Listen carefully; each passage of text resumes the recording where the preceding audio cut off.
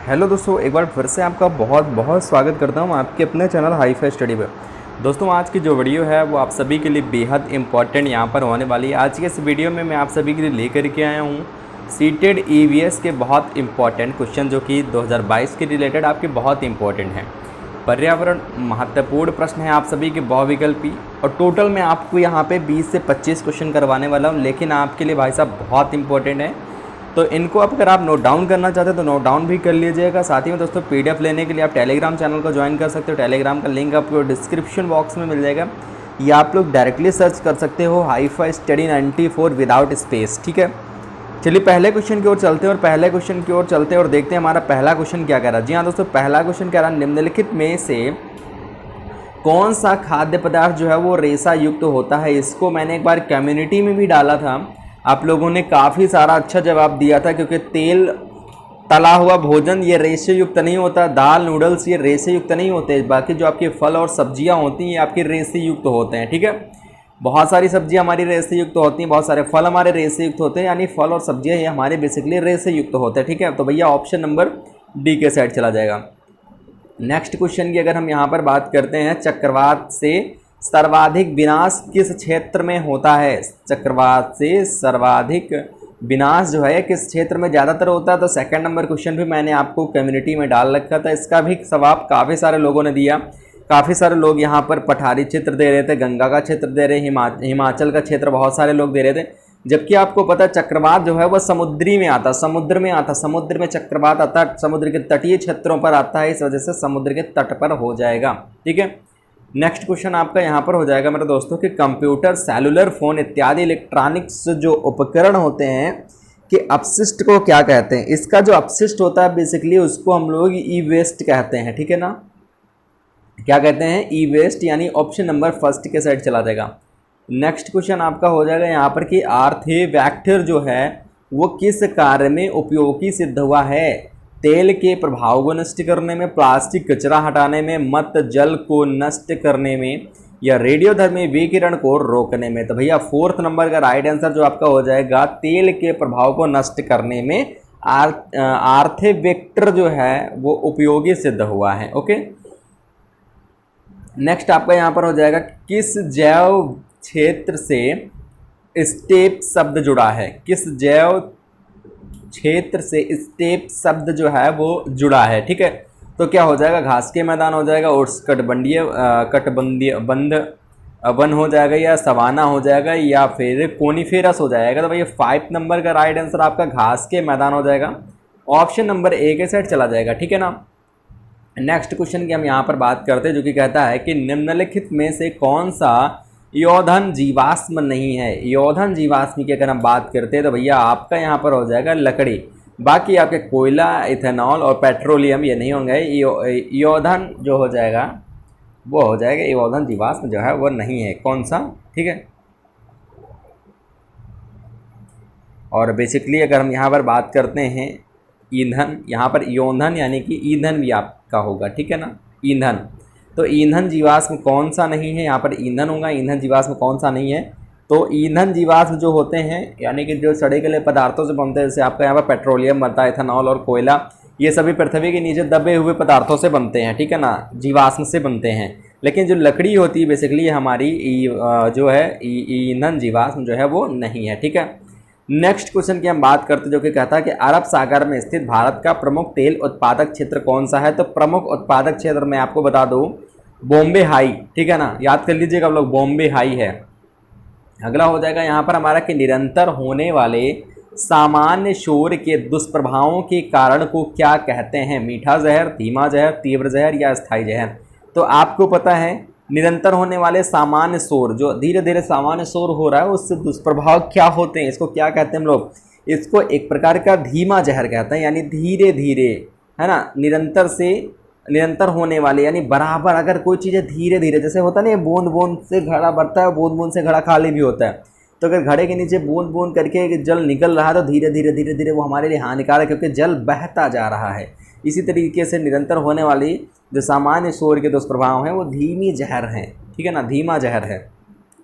अगला हमारा यहाँ पर क्वेश्चन हो जाएगा कि किस रेडियो, जी हाँ, किस रेडियो सक्रिय तत्व के विकिरण से उपजाऊ मृदा भी नष्ट हो जाती है? किस रेडियो सक्रिय तत्व से विकिरण के उपजाऊ मृदा जो है वो भी नष्ट हो जाती है? तो किसके प्रभाव से, यानी किसके विकिरण से? तो अगर हम बात करते हैं किसके विकिरण से, चाहे यह स्ट्रांसियम हो, यूरेनियम हो या थोरियम हो, इन सभी से होता है, यानी ऑप्शन नंबर डी को लॉक करके हम लोग चले आएंगे। ठीक है, नेक्स्ट हो जाएगा हमारा कि कार्बोहाइड्रेट तथा वसा युक्त भोजन को क्या कहते हैं? सुरक्षात्मक भोजन कहते हैं, रेशेदार भोजन कहते हैं, शरीर निर्माण वाला भोजन कहते हैं, या फिर ऊर्जा देने वाला भोजन कहते हैं? तो कार्बोहाइड्रेट तथा वसा युक्त जो भोजन होता है भाई साहब, उसको क्या कहते हैं? ठीक है, भोजन को क्या कहते हैं? उसको ऊर्जा देने वाला भोजन कहते हैं। अभी मैं आपको एक चैप्टर पढ़ाऊंगा, है ना, एक मतलब कार्बोहाइड्रेट के बारे में मैं आपको बताऊंगा, इसके बाद ही हो सकता है वो वीडियो आए जिसमें वसा वाइटमिन से रिलेटेड मैं आपको बताऊंगा। तो उसमें कार्बोहाइड्रेट वसा, देखिए कार्बोहाइड्रेट बेसिकली क्या होता है? कार्बोहाइड्रेट एक तो आपका सबसे ज़्यादा गेहूं में पाया जाता है एंड आपका आलू में पाया जाता है। ठीक है, कार्बोहाइड्रेट की यहाँ पर बात करते हैं, ये तुरंत ऊर्जा देता है, ऊर्जा देने वाला है। अभी आपको पता है समोसे का नाम आप लोगों ने सुना होगा, है ना, समोसे का नाम आप लोगों ने सुना होगा, ये तुरंत ऊर्जा देने वाला होता है। ठीक है, अगर समोसा खाकर आप थके हुए हैं, समोसा खाकर के पानी पी लेते हैं तो तुरंत ऊर्जा प्रदान करता है। क्यों? क्योंकि उसमें मैदा यानी गेहूं भी होता है एंड उसमें जो है और आलू भी होता है। ठीक है, तो दोनों ऊर्जा देते हैं, यानी दोनों में कार्बोहाइड्रेट पाया जाता है। आगे अगर हम यहाँ पर बात करते हैं कि अत्यधिक तापमान के कारण किसे तापीय द्वीप कहा जाता है, तो किसे तापीय द्वीप कहा जाता है? उद्योग को, परमाणु संयंत्रों को, या महानगरों को, या फिर महासागरों को? तो भैया राइट आंसर आपका ऑप्शन नंबर सी हो जाएगा, महानगरों को। ओके, महानगरों का ऑप्शन नंबर सी को लॉक कर देंगे। नेक्स्ट हो जाएगा हमारा कि रेडियो सक्रिय तत्व जो है वो हैं, कौन कौन से हैं? एल्यूमिनियम है, कैडमियम है, यूरेनियम है, या तांबा है? तो 12 नंबर का बेसिकली राइट आंसर हमारा जो हो जाएगा वो हो जाएगा हमारा ऑप्शन नंबर सी हो जाएगा, यूरेनियम हो जाएगा। रेडियो सक्रिय तत्व जो होते हैं वो बेसिकली यूरेनियम होता है। ओके, नेक्स्ट हो जाएगा आपका यहाँ पर कि चेरनोबिल जो दुर्घटना से व्यापक जल हानि का कारण था, तो इसमें जलहानि का कारण जो था वो सबसे ज़्यादा कारण इसका रेडियोधर्मी प्रदूषण था। ठीक है, रेडियोधर्मी प्रदूषण इसका सबसे बड़ा कारण था। नेक्स्ट हो जाएगा आपका यहाँ पर कि अदृश्य प्रदूषण किसे कहा गया है? तो अदृश्य प्रदूषण जो है वो जल प्रदूषण को कहा गया है, मृदा प्रदूषण को कहा गया है, वायु प्रदूषण को कहा गया है, ध्वनि प्रदूषण को कहा गया है। तो अदृश्य जो प्रदूषण होता है, देखिए बेसिकली वायु प्रदूषण में जो प्रदूषण होती है, चाहे वो धुएं की मात्रा अधिक है या धूल की मात्रा अधिक, तो उसको बेसिकली हम देख सकते हैं। ठीक है ना, मृदा प्रदूषण है उसको भी देख सकते हैं, और जल प्रदूषण उसको भी देख सकते हैं, लेकिन ध्वनि प्रदूषण को नहीं देख सकते हैं। इस वजह से राइट आंसर आपका option number D correct answer हो जाएगा। ठीक है ना दोस्तों। नेक्स्ट 15 नंबर क्वेश्चन कहता है कि विभिन्न देशों में मानव स्वास्थ्य पर दुष्प्रभावों को ध्यान में रखते हुए अधिकतम ध्वनि सीमा कितनी निर्धारित की गई है? तो इसको याद कर लीजिएगा जरूर से जरूर, आपका ये 75 से 85 डेसीबल। ठीक है, 75 से 85 डेसीबल राइट आंसर आपका क्या हो जाएगा? ऑप्शन नंबर बी हो जाएगा। ठीक है, नेक्स्ट हो जाएगा हमारा यहाँ पर कि सर्वाधिक ध्वनि प्रदूषण किससे होता है? तो सर्वाधिक ध्वनि प्रदूषण जो है होता है वो विमानों से होता है। जेट विमान जो होते हैं ना, काफ़ी तेज़ आवाज़ निकलती है, लड़ाकू विमान, जेट विमान वगैरह जो है काफ़ी तेज़ आवाज़ निकलती है। ओके, तो आपका यहाँ पर मोटर गाड़ी नहीं होगा, हवाई जहाज़ नहीं होगा, जलपोत नहीं होगा, लेकिन जेट विमान जो होते हैं ये काफ़ी ज़्यादा शोरगुल वाले जेट विमान होते हैं। नेक्स्ट हो जाएगा आपका यहाँ पर कि नाभिकीय पदार्थों का हितकारी प्रयोग किस क्षेत्र में किया जा रहा है? तो किस क्षेत्र में किया जाता रहा है? आपके ये उत्पादन के क्षेत्र में भी किया जा रहा है, चिकित्सा के क्षेत्र में भी किया जा रहा है, और कृषि क्षेत्र में भी किया जा रहा है। राइट आंसर आपका उपरोक्त सभी हो जाएगा, ऑप्शन नंबर डी के साइड चला जाएगा। क्लियर।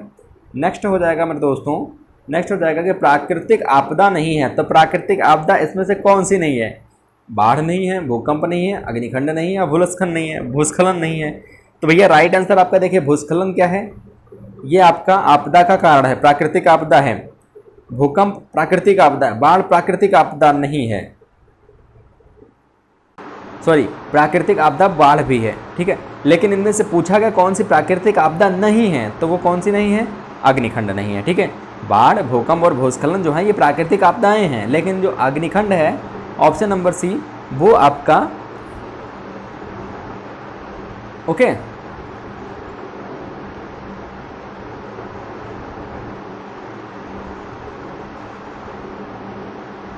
चलिए नेक्स्ट क्वेश्चन की ओर देखते हैं और हमारा देखते हैं 19 नंबर क्वेश्चन आज का कि गुजरात का भुज शहर किस प्राकृतिक आपदा के कारण ध्वस्त हुआ। गुजरात का जो भुज शहर है ना, वो किस आपदा के कारण ध्वस्त हुआ। तो किस आपदा के कारण, पहला आपदा भूकंप हो जाएगा, चक्रवात हो जाएगा, बाढ़ हो जाएगा या अकाल हो जाएगा। तो गुजरात की अगर हम बात करते हैं तो वो 3 तरफ से समुद्र से घिरा हुआ है। कौन से समुद्र से घिरा हुआ है, अगर आपको पता है तो कमेंट सेक्शन में जवाब जरूर दीजिएगा, है ना। तो कमेंट सेक्शन में जवाब जो है वो ज़रूर से ज़रूर देना है। ओके, तो यहाँ पर अगर हम बात करते हैं गुजरात का भुज क्षेत्र किस आपदा के कारण हुआ था, तो वहाँ पे आपदा जो आई थी एक भूकंप आया था, है ना। क्या आया था मेरे दोस्तों, भूकंप आया था। ऑप्शन नंबर किसके साइड चला जाएगा, ए के साइड चला जाएगा। अगला हो जाएगा 20 नंबर क्वेश्चन के सुनामी लहरों की उत्पत्ति जो है, याद रखिएगा सुनामी जो लहरें हैं उनकी उत्पत्ति का प्रमुख कारण क्या होता है। ज्वार भाटा, चक्रवात, समुद्री भूकंप या प्रदूषण। तो राइट आंसर आपका क्या हो जाएगा, सुनामी लहरें बेसिकली समुद्री भूकंप के कारण आती हैं। ओके, अगला हो जाएगा हमारा यहाँ पर कि वायु का जो आवरण पृथ्वी के चारों ओर से घेरे हुए हैं उसे क्या कहते हैं। तो उसे क्या कहते हैं, उसे पर्यावरण कहते हैं या वायुमंडल कहते हैं या ऑक्सीजन कहते हैं या कार्बन कहते हैं। तो भैया आपको पता होना चाहिए उसको क्या कहते हैं, वायुमंडल कहते हैं। क्या कहते हैं भैया, वायुमंडल कहते हैं।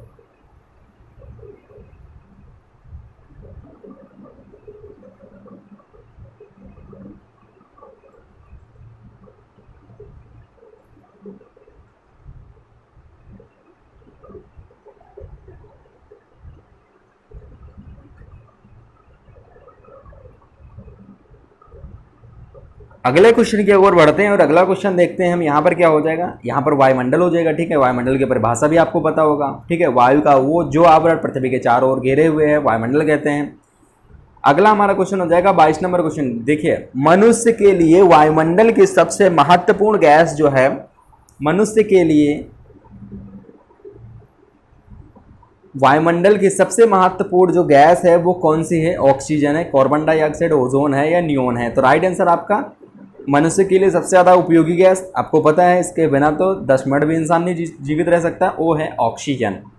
अगला हमारा क्वेश्चन हो जाएगा 23 नंबर की, वायुमंडल में सबसे अधिक मात्रा में कौन सी गैस पाई जाती है। तो सबसे अधिक मात्रा में तो आपको पता है भैया नाइट्रोजन जो है वो व्याप्त है ना। अगला हो जाएगा हमारा वी आकार की घाटी नदी के किस मार्ग में बनती हैं। तो ऊपर मार्ग में, मध्य मार्ग में, निचले मार्ग में या इनमें से कोई नहीं। तो ऊपरी मार्ग में जो बनती हैं वो वी आकार की घाटी बनती हैं।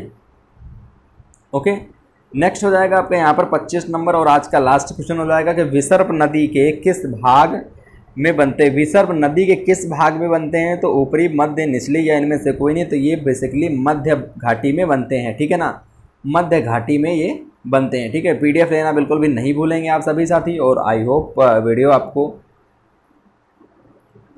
पसंद भी आया होगा। ठीक है, अगर वीडियो पसंद आया तो वीडियो को शेयर करिएगा दोस्तों मित्रों के साथ। मिलेंगे नेक्स्ट वीडियो के साथ। जय हिंद, वंदे मातरम।